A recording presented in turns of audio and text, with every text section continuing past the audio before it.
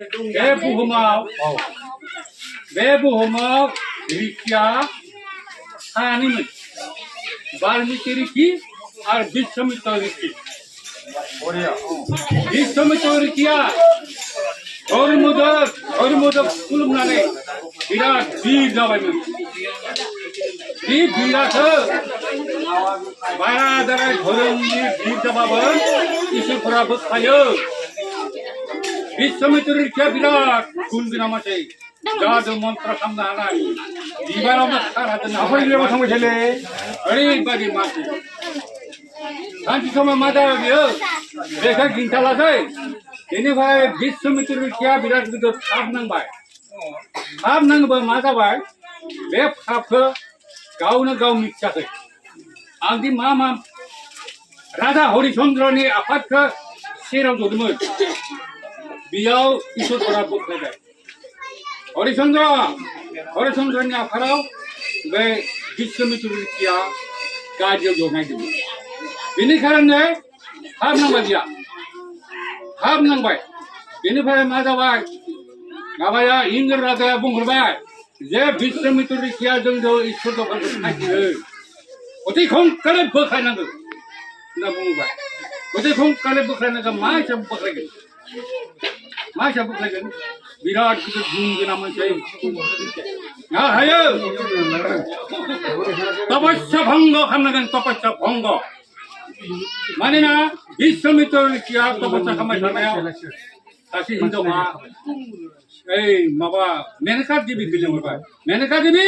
तारातारि फैनानै बे बिश्वामित्र रिखिखौ भंग खालाम होनना बुंबाय जानोबा मेनका देबिया मोसाफैबाय आजादि सिख्ला मोसाफैबाय बेयाव ग्रहण खालामबाय धर्म नष्ट जाबाय धर्म गैला इया बिश्वामित्र रिखिया धर्मनिफ्राय बोख्लायनो बेनिफ्राय मा जाबाय बे बिश्वामित्र रिखिया मा जाबाय धर्म गैला जानोबा बिश्वामित्र रिखिनि मेनका देबिया माबा मानसि जागिना खालामबाय मानसि जागिना खालामबायबा शकुन्तला बेनि नामा शकुन्तला बे शकुन्तलाखौ जन्म होनानै गावहा मेनका देबिखौ बुंबायना इन्द्र राजा जे आंखौ लांफिन आं नोरिगाव थानो हानाय नङा मेनका देबिया मालाय बिरलांबाय सोरगोआव ओरैबायदि जाबाय आरो बे मेनका देबिया बिरलांबाय बे माबा बिश्वामित्रआ जानोबा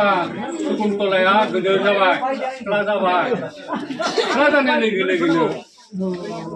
सासे दुष्मन्त राजाया फैबाय आरो बे हाग्रायावनो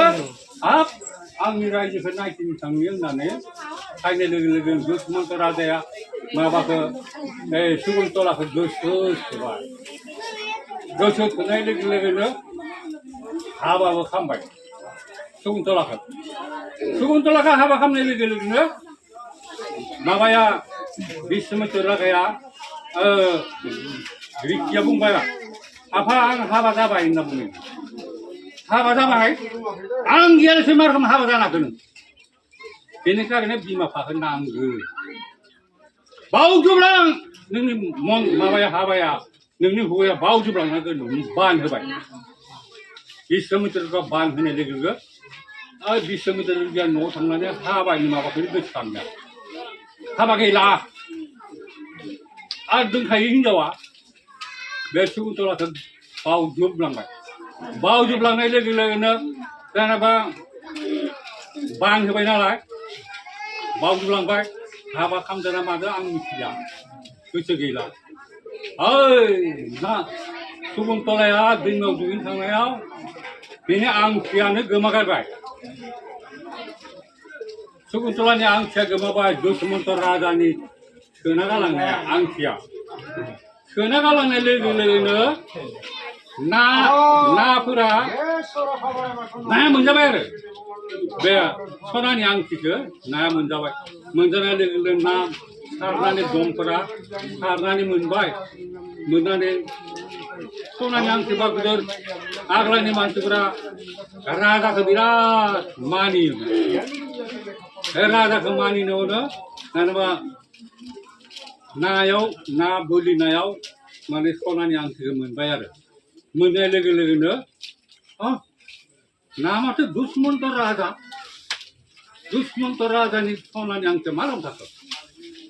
होमबाथाय राजानो हैफिननांगोन राजानो बे सानैबो ना सारग्राफोरा दमफोरा दुष्मन्त राजानो फरायना हैबाय फरायना हैनाय लोगो लोगो अरे आंनिसो बे आंथिया मा मोनो नोंसोर होननानै जोंफोर नायाव मोनदों सार नायाव दा नायाव आं आमुक जायगायाव सुबुंतलाखौ हाबा खालामना गारबोदों ना दासो गोसोखांबाय बे दुष्मन्त राजाया गोसोखांबाय होमबाथ' आंहा हिनजावा दङ आंथ' बे हिनजावखौ लायनांगोन होमबासो गोसोखांबाय आरो आंनि हिनजावा सुबुंतला बे सुबुंतलाखौ आं लायफिननांगौ थैबाबो थांबाबो आं बे हिनजावखौ लायफिननांगौ बेनिफ्राय बेनि फिसाया भरत नाम दा बे भरत गान्धी होनो दा बे भारत गान्धीखौ लानामोन आरो भारत बे दुष्मन्त राजानि फिसालाया सिगां राजाखा बे राजाखौ लानानैसो दा बे भरत गान्धी बा एखे टेनसनाव थाखाजोबो इसोरनाव थां बे भरत बे भारत गान्धीखौ मानो लाफैदों गान्धीनि जुलिखौनो दोनाखै दा गान्धीनि जुलिखौनो दोनाखै एखे माबासो पाकिस्तानावसो थांखाजोब्बाय बेनो माबानि गान्धीनि जुलियानो गैला दा बेयाव माबाखौ बे बांगालि जायगायावसो जोङो सन्जय गान्धी राजीव गान्धीनि फिसा आरो बे भारतआ जाबाय बे माबानि दुष्मन्त राजानि फिसाला बे दुष्मन्त राजाया सानसे फैनानै बे भारतखौ न'नि फिसा हौवानो देरना थाबाय बेयाव बिश्वमित्रनि न'नो देरना थाबाय जायै लोङै बेनिफ्राय आंनि हिनजावा मुवा दङ होननानै नागिरबाय फिसाखौबो मोनलांबाय बे दुष्मन्त राजानि बंश बे राजाया सिगां राजामोन बे राजाया बहुद बख'बा खालामदोंमोन बे रायजोआव बे भरतआ बिनि नाम लानानै दा भरत गान्धीखौ लानांगौ रावबो लोगो जाया गान्धी लाबाय रावबो लोगो रायजोफोर खौरांखौ मोजां मोनदों ना मोनाखै मोजां मोनदों